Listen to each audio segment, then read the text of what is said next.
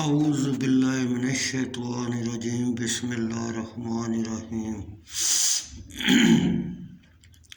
بخاری شریف جلد دوم حدیث نمبر 1482۔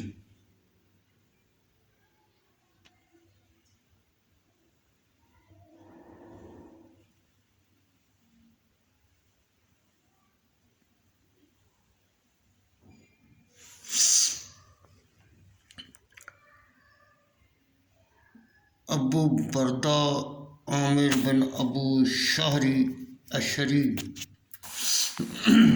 سے مرسلاً روایت ہے، انہوں نے کہا رسول اللہ صلی اللہ علیہ وسلم نے حضرت ابو موسیٰ اشری اور معاذ بن جبل رضی اللہ تعالیٰ عنہ کو یمن کی طرف بھیجا اور ان میں سے آرے کو صوبہ میں بھیجا۔ ابو بردہ نے کہا اور یمن کے 2 صوبے تھے۔ پھر آپ نے فرمایا لوگوں سے ثانی کرنا، ان سے سختی نہ کرنا، انہیں خوش رکھو، متنفر نہ کرو۔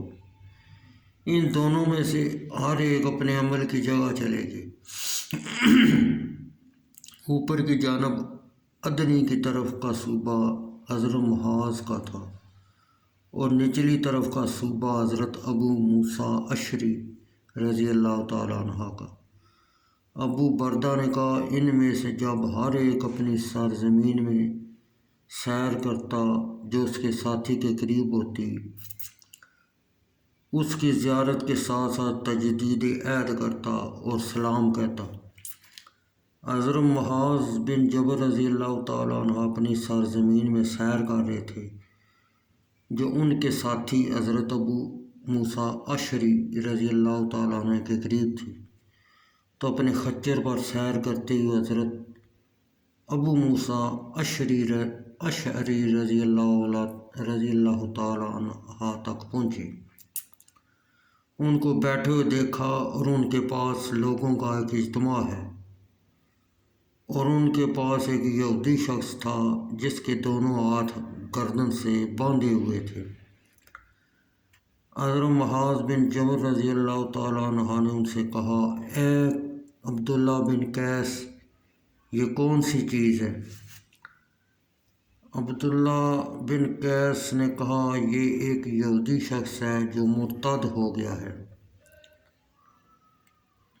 حضرت معاذ بن جبل رضی اللہ تعالیٰ عنہ نے کہا جب تک اسے قتل نہیں کیا جاتا میں خچر سے نہیں اتروں گا۔ عبداللہ بن قیس نے کہا اس کو صرف قتل کرنے کے لیے ہی لایا گیا ہے۔ آپ نیچے اتریں۔ حضرت معاذ بن جبل رضی اللہ تعالیٰ عنہ نے کہا جب تک اسے قتل نہ کیا جائے گا میں نیچے نہیں اتروں گا۔ حضرت ابو موسیٰ اشری رضی اللہ تعالیٰ عنہ نے اس کو قتل کرنے کا حکم دیا اور وہ قتل کر دیا گیا۔ پھر حضرت معاذ بن جبل رضی اللہ تعالیٰ عنہ سواری سے نیچے اترے اور کہا اے عبداللہ بن قیس رضی اللہ تعالیٰ عنہ، تم قرآن مقدس کو کیسے پڑھتے ہو؟